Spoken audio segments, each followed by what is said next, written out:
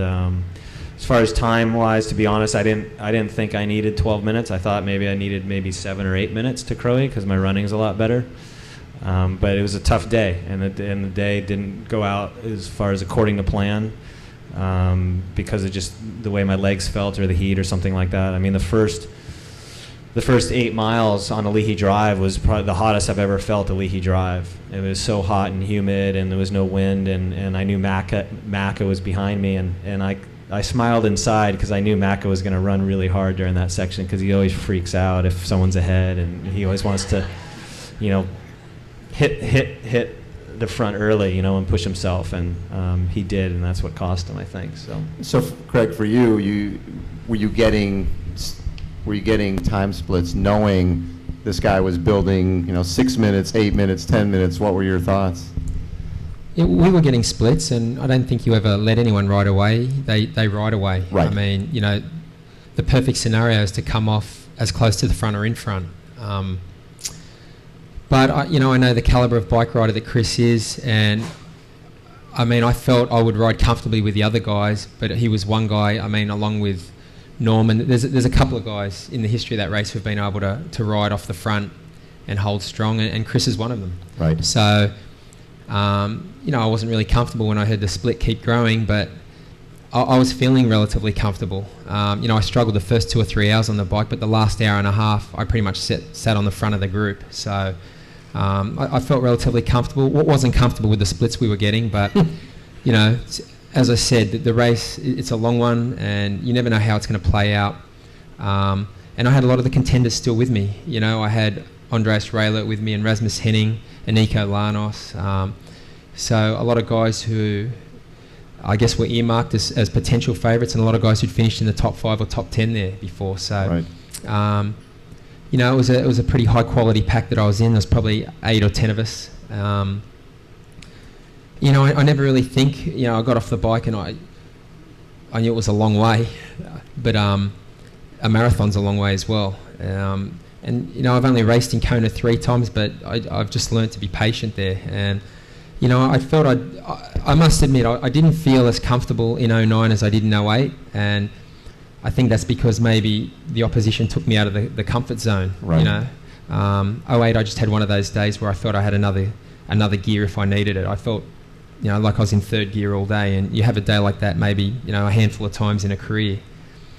09 was more of a battle, and a lot more of the contenders were condensed up near the front of the race. I think I got off the bike in 8th spot, and I mean 6 of the guys were within a couple of minutes. It was only this bloke who was well up the road at the time, probably 2 miles by the time I started running, and I didn't want to get mentally daunted, so I just gave myself short-term goals. I thought, by the end of a Leahy Drive I want to be in a podium position, and I just went about picking off the guys one at a time, and that's what happened. And I think by mile 10 or mile 11, Andreas and I had picked off everyone except Chris, and he still had a sizable lead, but I wouldn't say I was feeling great, but I was feeling okay. I don't think you ever feel super fantastic, particularly out on the Queen K. It's the last 13 miles of the Ironman, so you need to keep it in perspective and not get too down on yourself. But I had a nice little rhythm ticking along there, and even by the time you climb Polani and get out on the highway, there's still a long way to go, more than half the marathon. Right. So.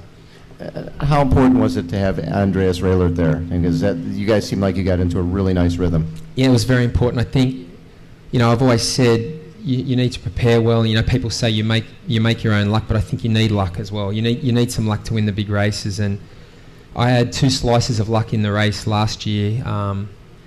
Going through special needs, I missed my bag, and they actually gave my bag to Andreas, and he held my bag up and saw it was number 1 and knew I was number 1. So he rode up and handed me my special needs, which meant he missed his. So that was my first bit of good luck, which was bad luck for him. But I offered to share the contents of my bag with him. And then in the run at the first turn on a Leahy Drive, which is about probably 5 miles in or 4.5 miles in, I got off the bike and I dropped everyone in that group, but I could see Andreas was probably just hovering about 20 seconds behind, so I slowed down a little.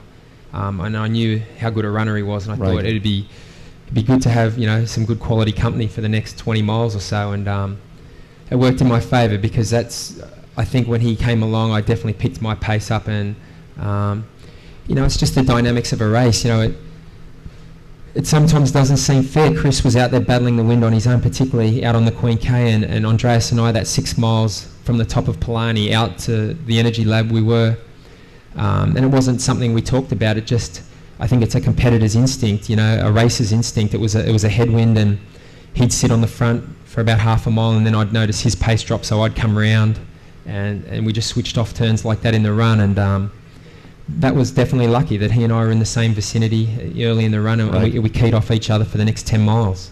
So who are you running with, Chris? Yeah, yeah, exactly.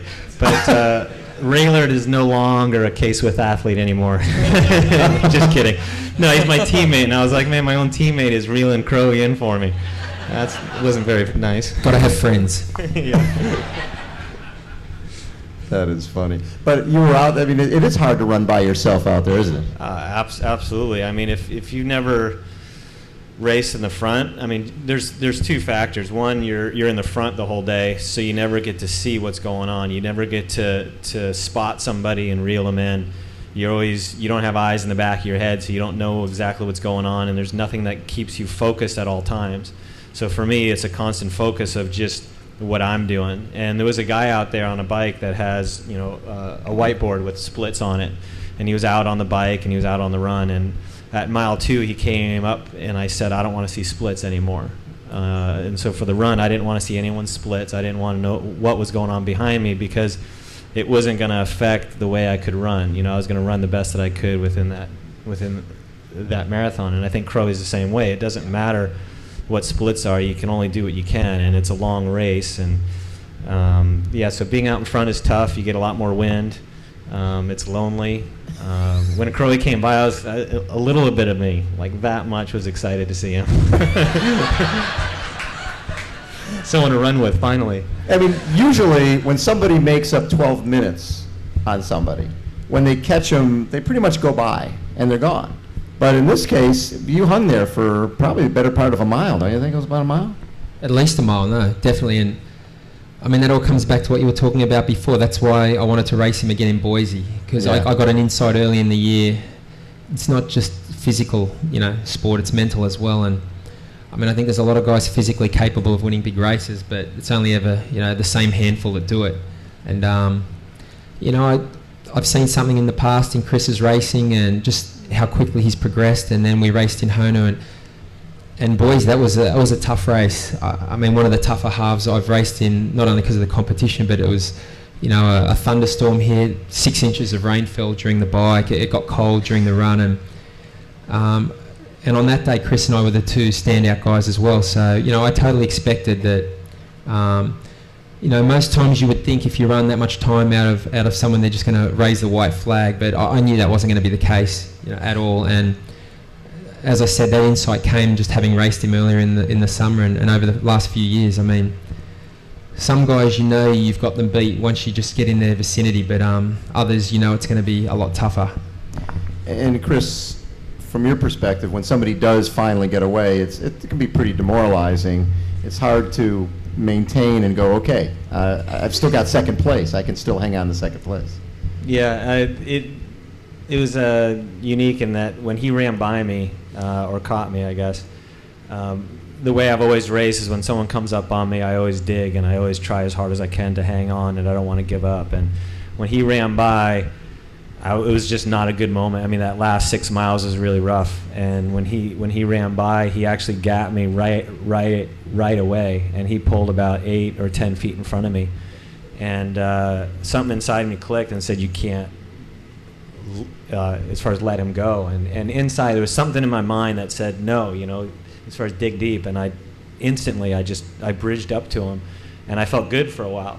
And it was, I felt good for about a mile or so. We ran through 2 aid stations, and and then when he finally cracked me, he kept inching the pace just a little bit, and it was about 5 seconds too fast at one point at the very end there, and he cracked me a little bit. And when he ran away, it was really tough. It was like I felt like it was over, because that was, the goal that I had was to win. It wasn't to get second.